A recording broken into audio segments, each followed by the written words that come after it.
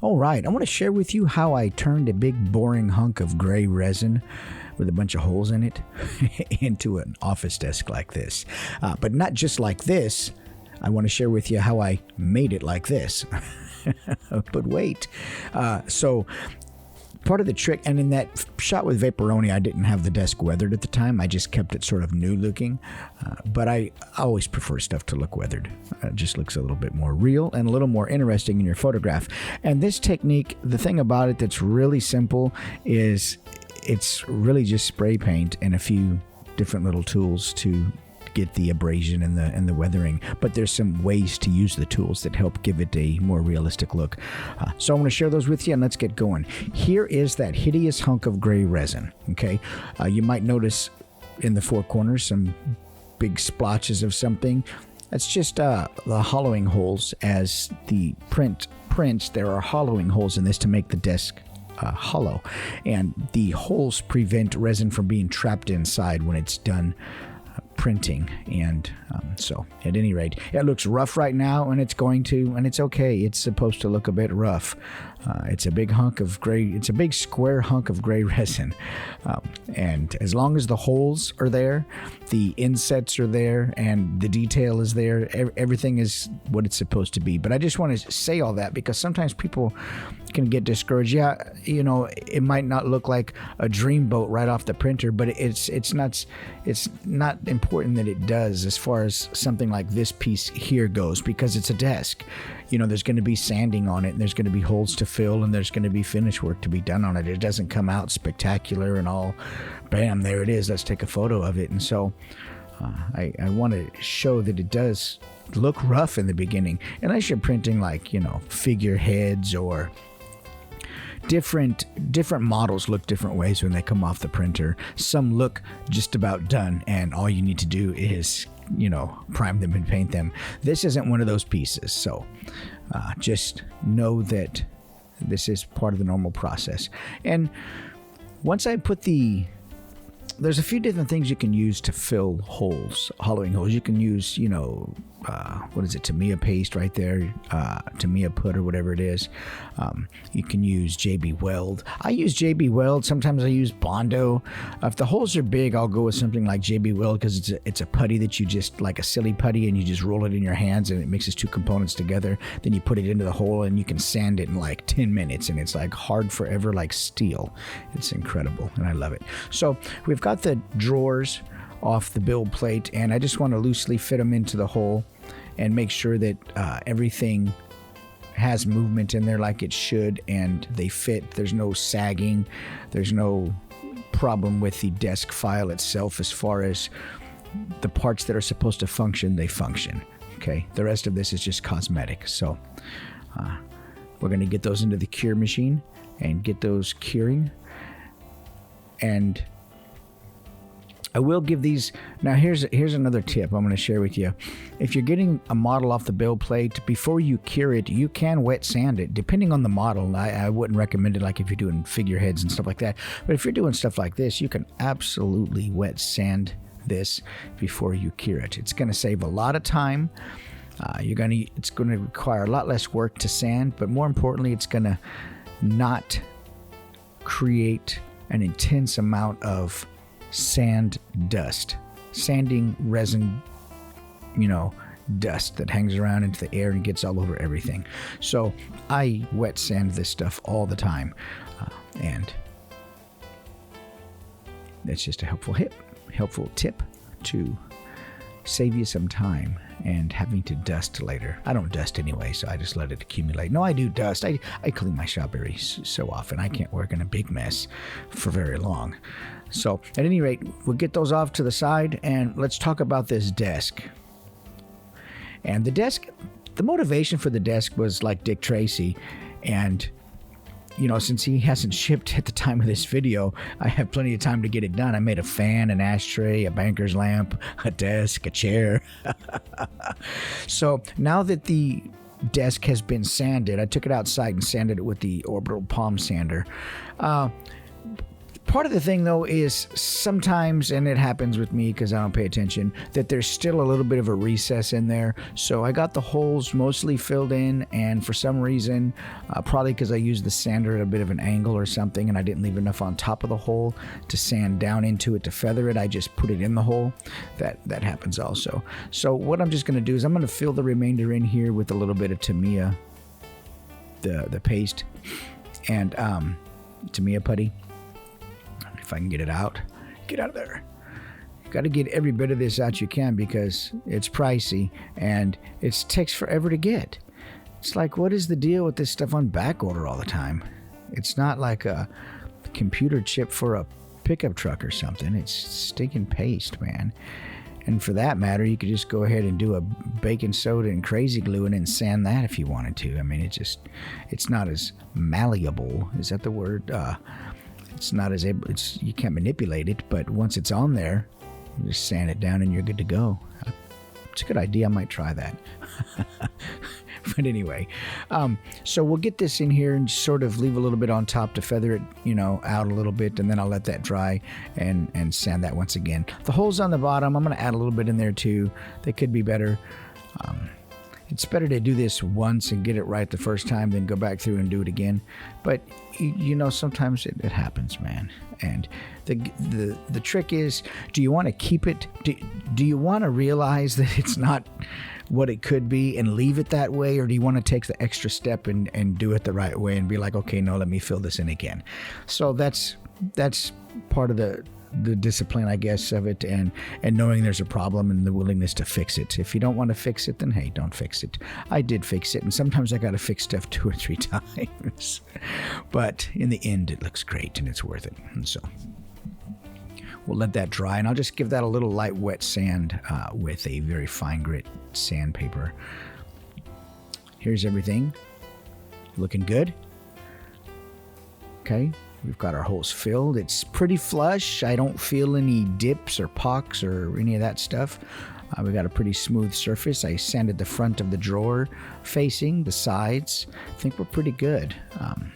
Same with the drawers. There's a little bit of mark on the bottom, but I'm not so worried about that because, it's the bottom of the drawer and it's smooth and it goes in and out of the hole just fine.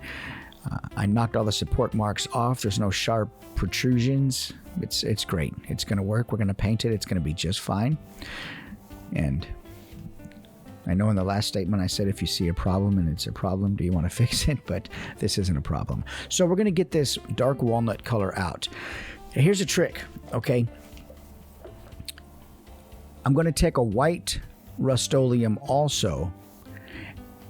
And these are just 2-in-1 primer spray paints. There's nothing special about them. The first one is a satin, but that's not important because I don't want the satiny finish. What's important here is I'm going to lightly dust areas. I'm going to envision in my mind where I want to rub down the dark walnut paint to and see a lighter color.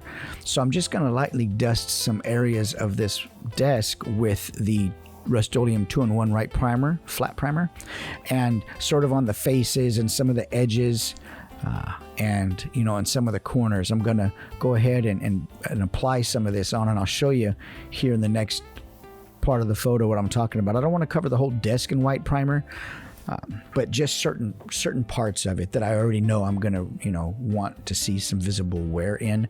And I'm gonna do the same thing with the chair. The chair isn't as important to put white paint on because it's a much smaller piece and we can really create some wear with that just by scuffing it up. The main thing here is I want to mask off the wheels and I want to mask off the center column underneath because it's a spring. And so I don't want those areas painted. But here's what I'm talking about. So we didn't paint the whole thing white. There's a lot of gray showing through still, and then there's darker, more dense areas of flat white paint on there. And the reason that's important is because once I put the walnut spray paint over the top of this, we're going to scuff down with a couple different techniques, a steel wool technique and a fine grit sandpaper technique and maybe a 3M Scotch pad, also. But we're going to rub down that dark walnut until it just starts to show through some of the white below it. Now, if the white wasn't there below it, you would just see gray resin, and it would look ugly. So here is the walnut painted desk, and those stinking holes, I'm going to tell you, I don't know what I didn't do. I know what I didn't do, and I thought I did it, but I didn't. So we're going to fix that. It's okay. It's already painted. It's not a big deal. I can fix it while it's been painted because I know the process of this, and don't fret. I'm going to fix it. So part of the problem with spray paint, though, is you find a color that you like, but it only comes in a glossy or a stinking satin, and you don't want it shiny. You want it matte. You want it to look dull. Can it just come out of the can dull and already weathered looking? No. We're going to fix that, and you can use this technique to fix any of the colors that you like of spray paint. You can either go over it with a matte finish, which might dull it down, but it's not going to give us our weathered effect. You can scuff over it with a light scuffing pad here, you can use a little steel wool, a finer, steel wool pad. I cut a piece off. If you use this steel wool, make sure to wear gloves and put something underneath, because what happens is these little shavings and little fragments of steel wool get all over the place, and they will get into your fingers. So don't do this without wearing gloves. And so you can use either one of three techniques. I'm going to use a combination of all three of them, honestly, in this video here. So we're going to wet it with just a little bit of water.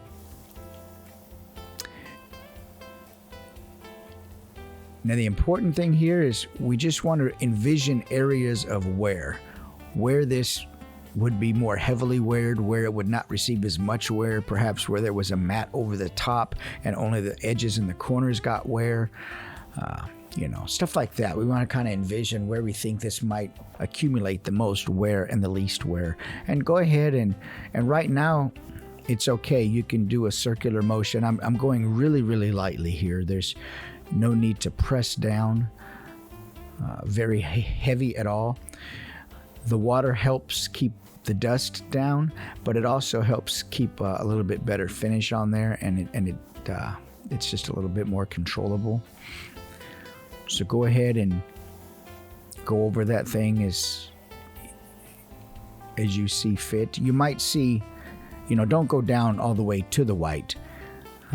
We just want the white to barely start showing through, and it's going to take a few passes. You can always scuff it a little more, but once you scuff too far, then you've got to kind of, start again with the process. So don't go too far with it in the beginning. It's like a haircut. You can always take more off.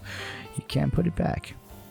So, and you can see from the paper towel that, spray paint does come up and it's losing its shine already, which is another really important thing. Then there's those holes I gotta fix. I don't know what I'm making hand signs for here. Sometimes what I do is I'm not going to do a voiceover, and I'm just going to do the voice in the GoPro microphone. And then somebody in the house says something really stupid in the background, forgetting that I'm doing a live. And I just scrub it and I just do the voiceover. So I have all these hand signals. I don't know what I'm doing, but anyway. So continuing again, we'll rub it down, we'll wipe it off, take a look and make sure that it's we haven't gone too far, and we can go a little bit more over it. And so look how flat that color has become though already with just the steel wool passes. From where it was shiny right out of the can onto the desk, we've really dulled it down really nicely, and I love that. And you can do that with any spray paint that comes out. If you like a certain color of orange or green, and all you can find is a glossy or a satin finish in that spray paint, buy it, put it on whatever you're going to use, and go over it with a steel wool pad. Can even go over it with isopropyl alcohol, spray it on there and rub it down a few times. And so here's the thing. I couldn't find my pads of fine grit sandpaper, so I'm going to use one of these. Yeah, they're more expensive, but we're going to use it. Important thing here, one direction. This part here where we're going to make sort of the wood grain look to this has to all go in one direction. You can scuff it in whatever direction you want with the steel wool pad, but at the end of the day, we need to have a wood grain on here, and you're going to use a fine grit sandpaper, and you're just going to scuff down in one direction. Okay? You can do short little strokes if you want, and then some long strokes, but it all has to go in one direction. It's wood grain. It doesn't, appear naturally in real life wood grain in circular motions. So, same thing. We're going to continue to do this process until I have a look that I like. And we're not going very hard here. We're just, once again, a nice light pressure and down in one direction. You can already see the edges turning whiter. You can already see the white starting to show through right here. And this is what I'm after. And that was the important thing about having a base coat underneath the walnut color, or whatever color it is you want to use. But those dang holes, look at them. I'll fix that, don't worry. I'll get you, my pretty. Same thing on the faces. Now, you can scuff it with the steel wool and then hit it with the sandpaper. The main thing, though, like I say, is one direction. You can go multiple directions with the steel wool. It's not a big deal, but it has to be one direction with the sandpaper. Look at that. Man, I look like I know what I'm doing, huh? Whatever. And this whole thing now at this point is just getting it to the look that you want, the lightness that you want, the visual, amount of wear that you feel makes you happy. And that's what this is about. It's about being happy and looking at it at the end and saying, man, I did that. Looks really cool. Man, sometimes I can't believe the things I make. And it's about that. It's about getting happy inside and feeling like you made something, you had a process and you understood it, and you stuck with the process, and and it came out pretty darn much like you wanted it to, and that's a good feeling. Especially in this type of thing, there's a lot of different ways to do the same thing, and each model has its own sort of, needs. It has its own sort of requirements for a process, an approach to it. And so it's nice when you sort of formulate your approach and stick to it, and things come together, the way that you envisioned it. And it's a good feeling. I know this is just, at the end of the day, stupid desk, but it's a distraction. It gets you away from the world. It puts you in that place that makes you, feel good, and makes you feel like you've created something, or that you've accomplished something, and that's what this is about, for me at least. At the end of the day, it's about having a good time and making stuff and sharing and feeling like you're being a part of a community of people that are like-minded, and so hopefully that's what you get from this also. All right, let's wipe this stuff down. No more therapy. And it's just water in the bottle. I really should have used the right sandpaper for that. Okay, here's the same thing on the drawer faces. Just twist it and scuff it up a bit to get that white to show through. And you don't have to use white. You can do this in a combination of lighter browns and darker browns. You can do it in, you can do this. There's another method you can do, what's called a crackle wood effect, just using acrylic paint and Elmer's glue, or Aleene's tacky glue.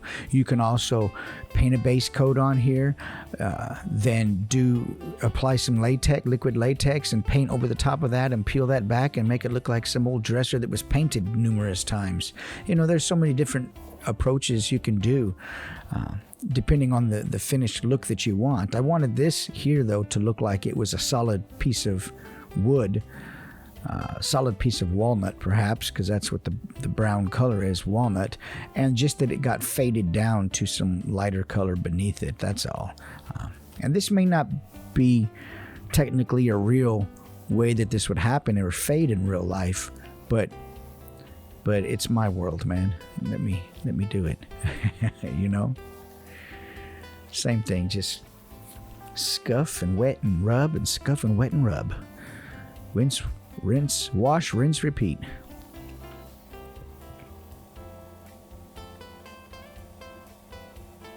And this doesn't take that long. If I didn't have to fix those holes over and over and over again, then it would be a lot faster. And I could time ramp this and speed it up, but I kind of want to keep this video. I know it's about an hour video, but I don't want to just speed past everything as I'm explaining it. I want you to be able to see kind of how it goes and kind of what I'm thinking while I'm doing it, as I rub down and show the white and stuff like that. I want you to kind of see that in like a real time of the video. I don't want to just speed it up 300 or 400% and then blast through it, so you don't get to see the effect as it starts to, you know, kind of unfold. So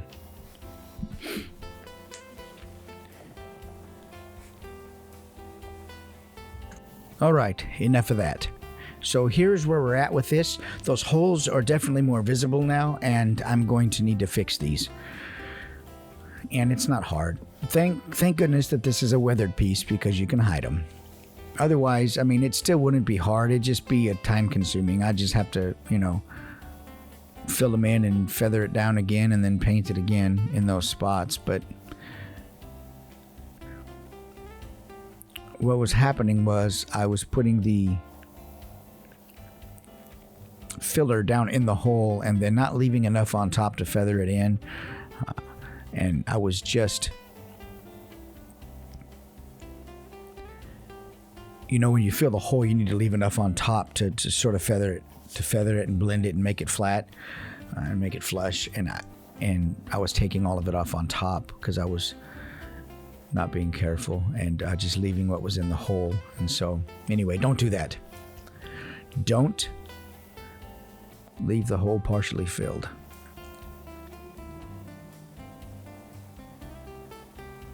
And I just want to fill these and get an idea of what I'm going to do to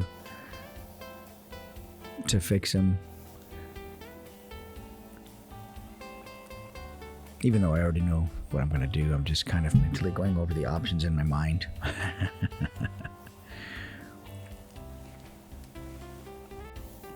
We'll just get out the Tamiya paste again, and I'll just leave more on top, and it'll be just fine. Will it, or will I have to do this again? You decide, make up your mind now, watch the rest of the video and see what happens. No, it works. Just got to leave more on top.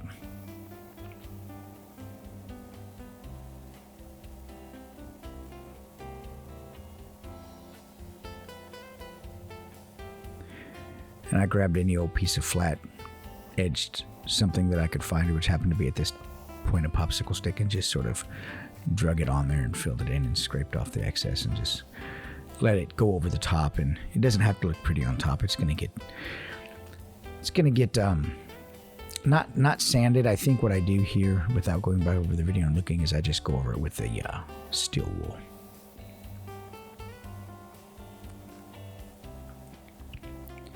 And that one feels like it needs a little bit too.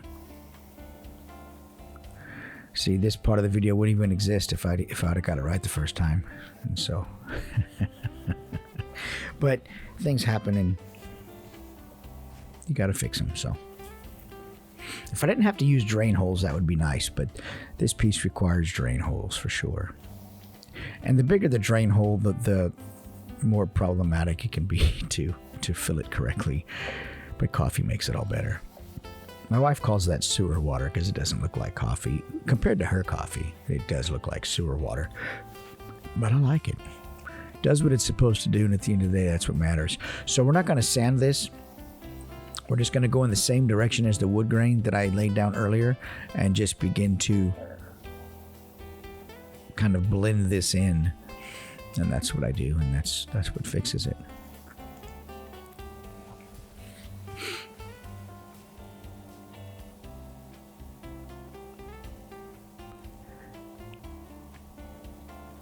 And it looks like I'm going back and forth, but I'm not. I'm just going in one direction. I'm just lifting it up and going back and, in the same direction. And I think this is like a 220 grit or something, sandpaper. It's not really important the grit you use. You don't want something super like 80 grit or something. You want to keep it subtle. Keep it subtlety. The beauty's in the subtlety. I wonder if that's a book or something. It sounds pretty good. But anyway. All right. And the thing about this here is that it's okay because we're going to add another coat of paint anyway as part of the process. So this is going to be hidden. And you'll see later on in the video that even after I go back through and add washes and things like that, I'll add another light dusting of the black walnut or the dark walnut spray paint. I'll spray it from a real distance and just let it lightly mist onto the surface to sort of knock back some of the brightness of the washes. And so it's okay. This is going to get more paint on it anyway. It's part of the process, but it would be better if I just didn't have to have done this. But it gives me something to show you anyway.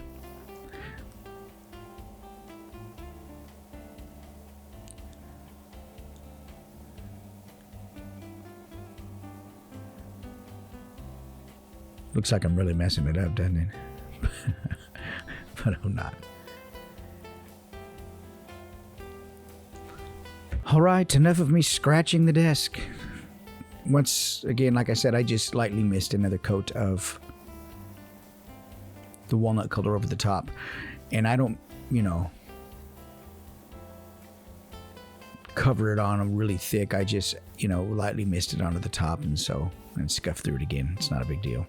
All we really did at that point was do a little steel wool with some water and some sandpaper in one direction with some water. We hadn't really done much to it except scuffing it, so it's not like we have to start something major part of this all over again. So not a big deal. All right, let's work on the back. One direction for the grain. Same thing, because we hadn't done the back yet.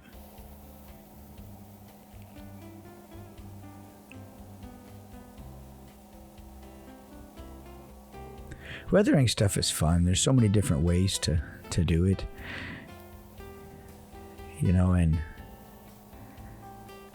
when you sit and think about how nature does it, the elements, the water, the heat, the contraction of the wood, the peeling of the paint, it just all happens through forces that you don't control it, and then you try to duplicate that. It's pretty fun. It's pretty interesting, but just going through and looking at it, making sure, we've got some white showing down below. And later what I do is I take a little dark walnut and I'll lightly spray that over the front just to bring that down a little bit. The white showing through a bit more than I want, and so holding your aerosol can from a distance and just letting the very end of the stream from the can hit the area that you want and sort of dusting it on there is what I mean. That'll knock the white back just a little bit and still let it show through and make it look a little less vibrant. And so that's what I do.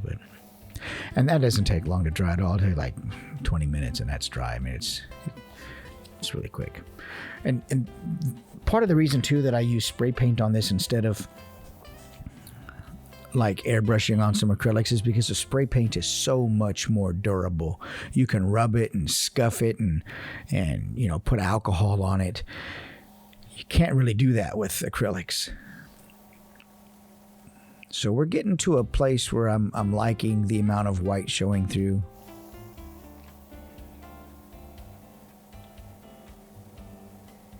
Same on the other side.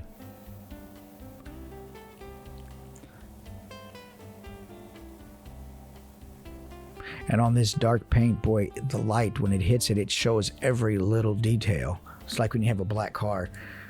It just shows every little imperfection. It's weird. And I'll print, so I have a few different printers, and I'll print this desk on one printer that it will take 6 hours, and I'll print it on another printer that will take 11 hours. The 11-hour printer is a lot longer, but it has a few less imperfections. The one that takes 6 hours gets it done certainly in about half the time almost, but it comes with a few flaws that you have to fix in the end, you know. Each printer, you know, it's like when you buy 2 cars off the assembly line. I mean, they're the same car, but they're gonna have their own little feel to them, and it's the same with printers. You know, I can print this, you know, on all the different printers, the same file, supported the same way, sliced the same way, and it's gonna get and all different. You know, I'm gonna get a slightly different result on each one. So there's always something to sort of clean up or fix, especially on a piece that's big like this, because there's big, large, flat surfaces. There's holes. There's parts that you know, definitely. So those holes are gonna kill me, man.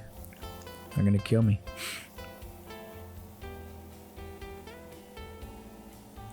And that's only because, now here's the thing, the light shows the holes, but they're flush.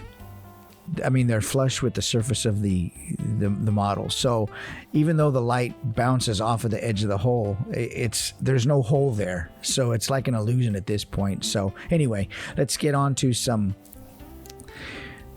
other parts of this where I'll sort of spray the top with isopropyl alcohol and create a wash on the surface of the desktop with a dark brown. Now, the goal here isn't to change the top of the desk to brown. We just want to create some subtle brown shades in there that when I stipple it and pull it off of there, it creates some patterns where there's really light, subtle shades of brown left behind in different patterns that help you catch the eye to show different areas of wear. As the light would reflect onto, you know, the surface of the desk, it would catch different, you know, colors in the reflections and stuff like that. And so I'm trying to make that kind of feel to it. And using the heat gun really dries the alcohol quickly. You could do this with water too and paint, but I find that takes way too long to dry. You might say, okay, look, it looks so brown right now. And it does, and that's cool. It's going to look brown. We'll tame that down later too. We'll wash it with some more alcohol. But look how dull it is. It's so nice.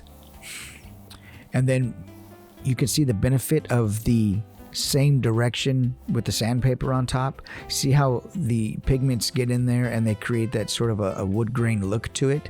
That's really the benefit of doing the sandpaper all in one direction. Nice strokes all in one direction. Give it that look. Makes it really cool. Same thing here. Just gonna really wet the surface with alcohol. Brush on some brown pigment. And then wash most of it back off with rubbing with the towel or spraying with alcohol.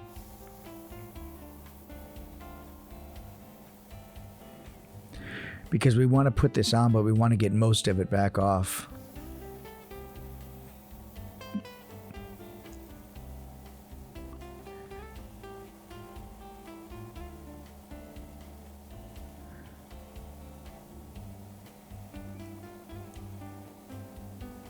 We're looking good.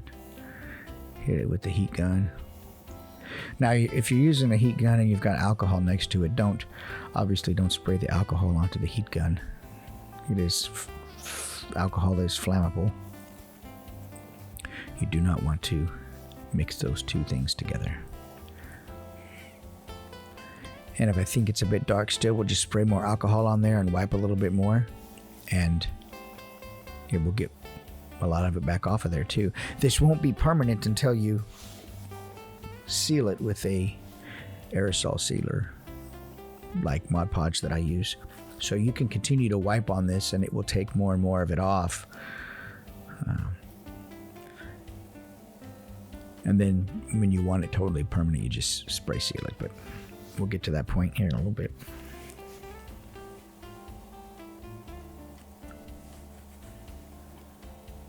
Look at all that alcohol. I use a lot of alcohol when I do this.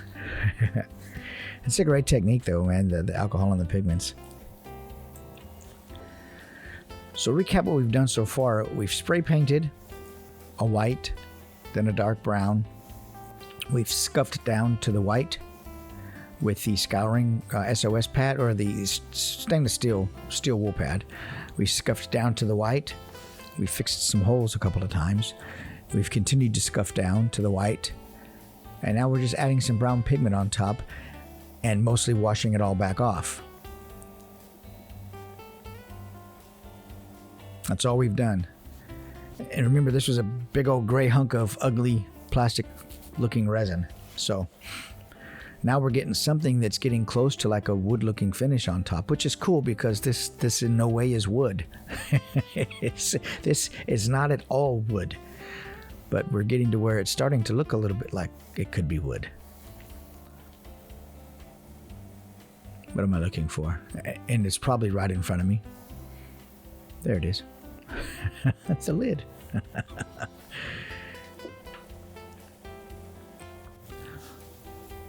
So I want to take some black pigment and just put this on with the paintbrush and then a sponge, and just get some, you can see the uneven black splotchy areas on here that I want. I want some little bits of black, and I've looked at some different worn out dressers and desktops on Google, and I like this right here. I just want to bring some of those hard edges out a bit, and then I'm just going to spray it with isopropyl and then hit it with the heat gun, and it's going to give me some black patterns along the edge of the desk that I really like, where it might have at some point been exposed to moisture and then dried, and it's just darker for some reason, and so that's what's in that.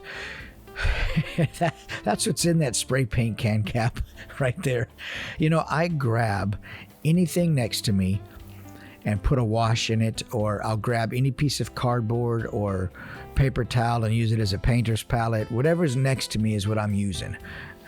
I'm horrible like that, but it's what it is. Let's spray that on there, stipple it with the sponge, get those patterns broken up just a little bit. Spray it down. Now we'll hit it with the heat gun. You can see the black on there. It's just going to give it an extra depth of discoloration that I think really goes well with the brown, the white, the lighter brown, and a little bit of real faint black splotchiness on there that just looks pretty good. All right. I think that looks pretty cool so far. Same thing on the fronts. A little bit more on the back. Stipple, stipple, stipple. A little bit more. That was an impulse application. When you're at the cash register and there's candy bars, you're like, ooh, yes, I need one. Impulse buy. That's just an impulse application. I just put it on.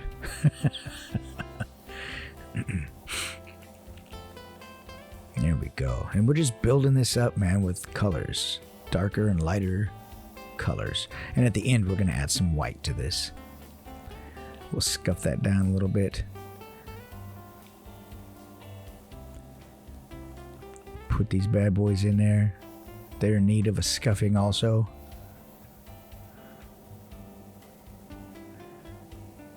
Apply a little black on those.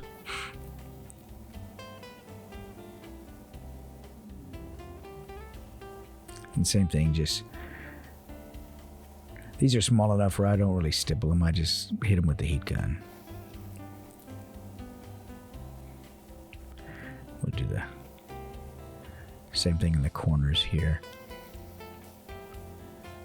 We don't want it dripping down. We just want to add a little darkness into the edges there.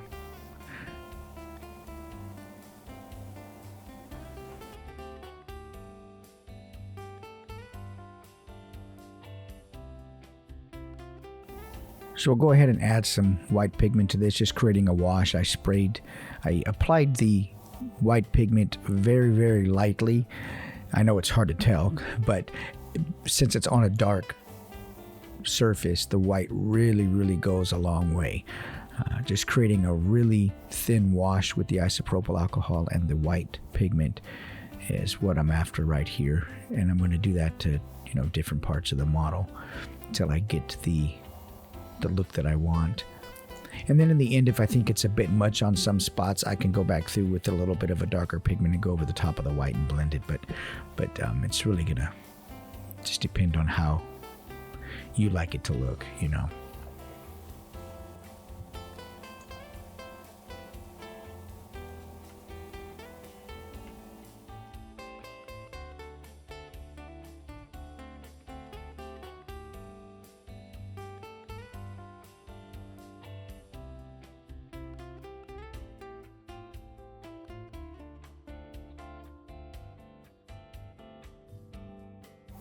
All right, now that we're about done with that, we'll get this old trusty old workhorse aerosol matte Mod Podge out.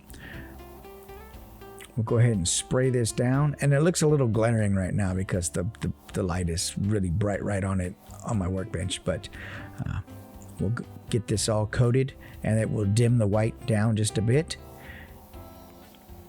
And now we'll cut some paper to go inside the drawers. Inside the drawers.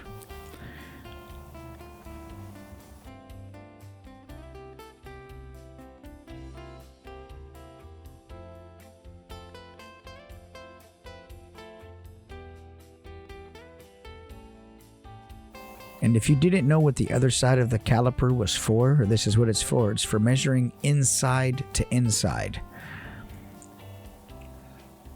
A little helpful tip for you. And we've got about a 70th of an inch by 1 inch is what we're working with for the inner dimension of the drawer here. And so I've got some green paper from Michaels, a nice, I did this with the felt on one of the first ones, and it looked really nice, but it was a brown felt, and I think it took up more space in the drawer because of the thickness of the felt than I really cared for. So I think this green rigid stock card paper is going to be just fine.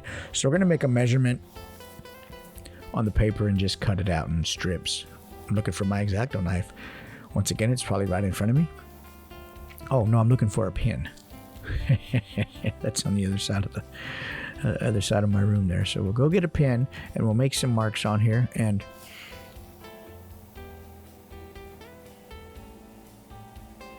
cut this all out.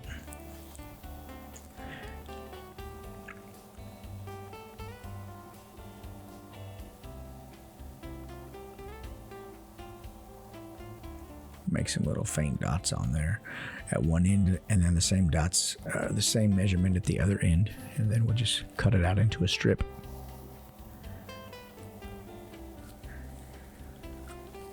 And I think I like the paper better than the felt. The felt was a cool idea. I thought it gave it a little extra texture to the model, but the more I thought about it too, it took up more space in the drawer than it was thicker than I wanted. And then it could also, if you put your little figures, accessories inside the drawer, at some point the fuzziness could start fraying and getting, I think the paper's a better option. So we're going with it.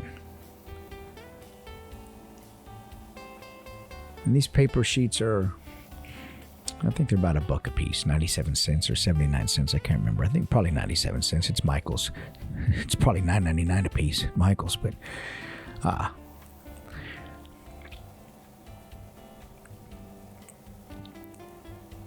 we'll mark down every inch, and then we'll mark down every inch on the other side because these are 1 inch wide or 1 inch long. So once I get those dots, 1 inch dots on each side, then I'll cut them over across and match them up, and we'll have a 1 inch long piece to fit perfectly into the drawers, hypothetically. Now what really happens we'll have to see, but it should work. I mean, my measurements are right. But I said the same thing about the holes in the top of the desk, didn't I?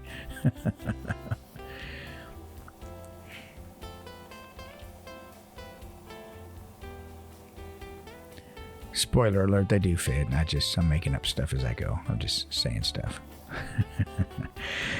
And I keep telling myself I need a wooden ruler because look at the glare on that metal ruler. It's hard to see with that thing. I'm going to get a wooden ruler. And I keep trying to remind myself, and you wouldn't think it's that big of a deal, but when that thing is shining back up in your eyeball and you're trying to make a line or trying to cut, it's like, what in the world? Who makes metal rulers?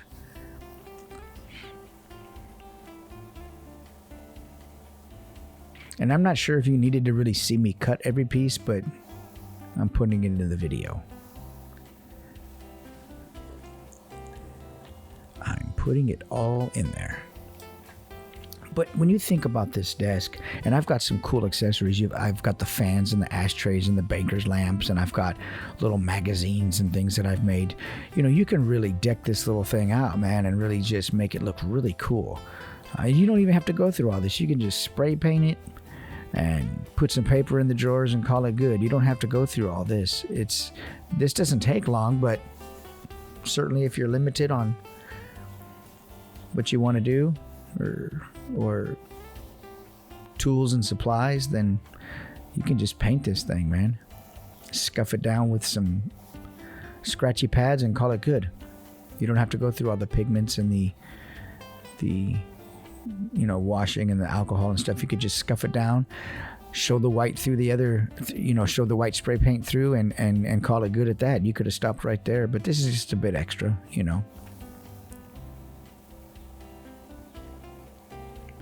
And we'll get some glue on these bad boys. And I don't know why I didn't get them to begin with. I know dang well these fat fingers of mine are not going to be the right way to do this. Let me get some tweezers out of the drawer.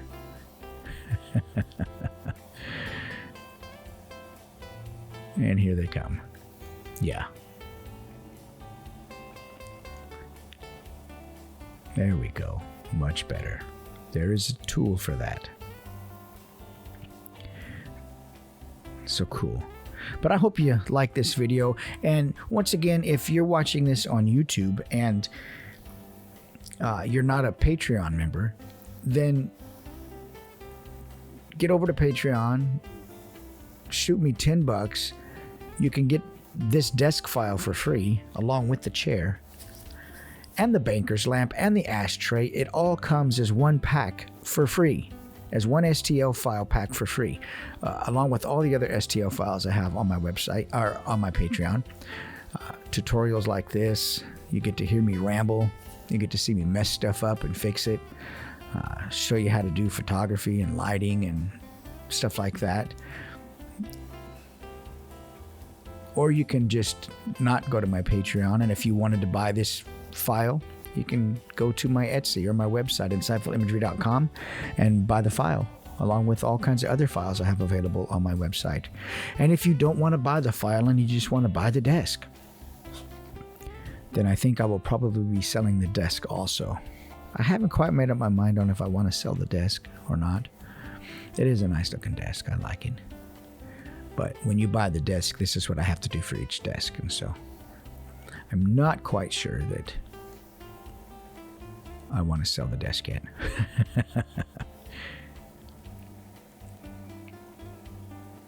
To be determined. But we're going to cut this paper, get that other drawer filled in. And, this, if you saw the vapor shot in the beginning, it was a really cool shot. A desk is so universal. You can add it into so many different scenes, so many different sets, and take so many different kinds of photography, create images with it. It's one of those props you need to have.